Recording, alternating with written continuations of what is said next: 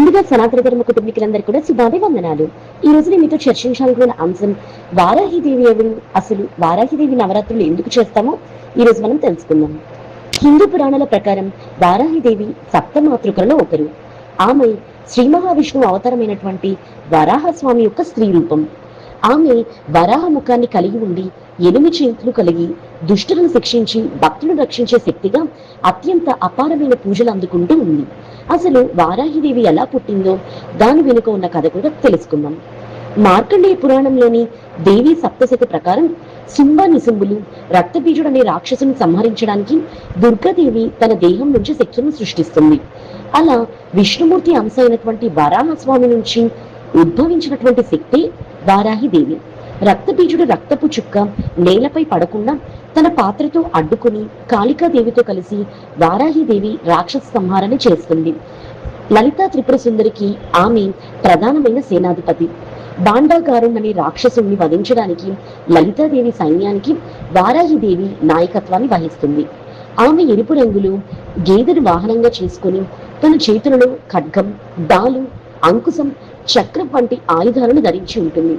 వారాహిదేవిని దండిని అని కూడా పిలుస్తాము.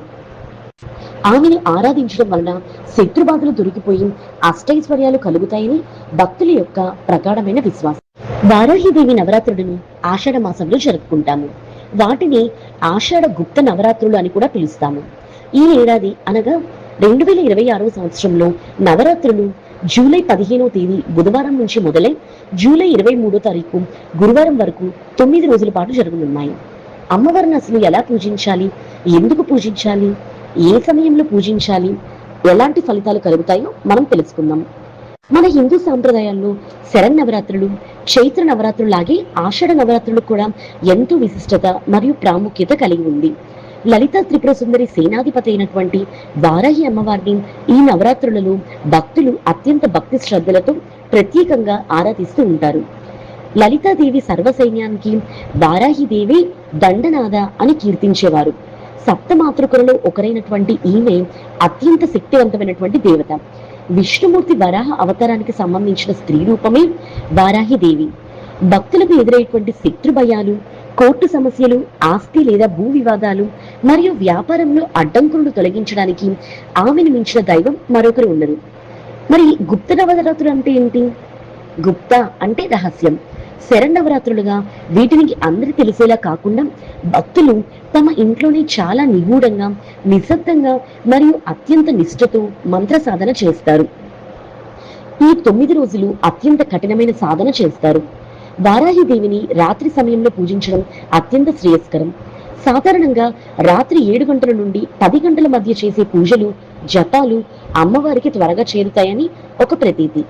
పూజ గదిలో ఆవు నెయ్యి లేదా నువ్వుల నూనెతో దీపాలు వెలిగించి వారాహి అష్టోత్తరం, వారాహి కవచం లేదా ఆమె యొక్క మూల మంత్రాన్ని పఠించాలి.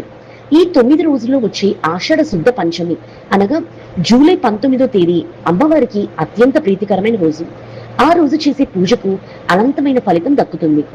వారాహిదేవి భూమికి అధిపతి కాబట్టి భూమి లోపల పండే దుంపలు మరియు ఘాటైన పదార్థాలు ఆమెకు మహాప్రీతి.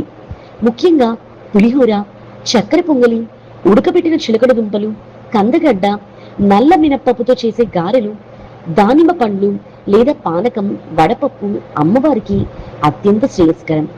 మిమ్మల్ని ఇబ్బంది పెట్టే శత్రువులు వారాహి నవరాత్రులు చేయడం ద్వారా శాంతిస్తారు. మీపై ఉన్న నరదిష్టి, నెగిటివ్ ఎనర్జీ తొలగిపోతుంది. ఇల్లు కట్టుకోవడంలో అడ్డంకులు ఉన్నా లేదా కోర్టు కేసులు ఉన్నా అవి త్వరగా తొలగిపోతాయి. భయపడే స్వభావం ఉన్న వారికి మానసిక ధైర్యం, ధీరత్వం మరియు ఆత్మవిశ్వాసం పెరుగుతాయి. వారాహి నవరాత్రుల సందర్భంగా వారాహి ద్వాదశ నామావళి గురించి తెలుసుకుందాం. ఓం పంచమ్యై నమః, ఓం దండనాథాయై నమః, ఓం సంకీతాయై నమః, ఓం సమయేశ్వర్యై నమః, ఓం సమయ సంకేతాయై నమః, ఓం వారాహ్యై నమః, ఓం పోత్రిణ్యై నమః, ఓం శివాయై నమః, ఓం వార్తాళ్యై నమః, ఓం మహాసేనాయై నమః, ఓం ఆజ్ఞా చక్రేశ్వర్యై నమః. ఓం అరిఘ్యై నమః. ఇవి వారాహి ద్వాదశ నామావళి. వారాహి ద్వాదశ నామావళితో పాటు వారాహి కవచం మరియు వారాహి అష్టోత్తరం ఈ నవరాత్రుల్లో పఠిస్తే అత్యంత శుభప్రదం. మరి తెలుసుకున్నారు కదా వారాహి అమ్మవారు ఎవరు, వారాహి నవరాత్రులు చేయడం వలన కలిగే ప్రయోజనాలు ఏంటి. ఈ వీడియో చూసిన మీ అందరికీ కూడా కృతజ్ఞతలు.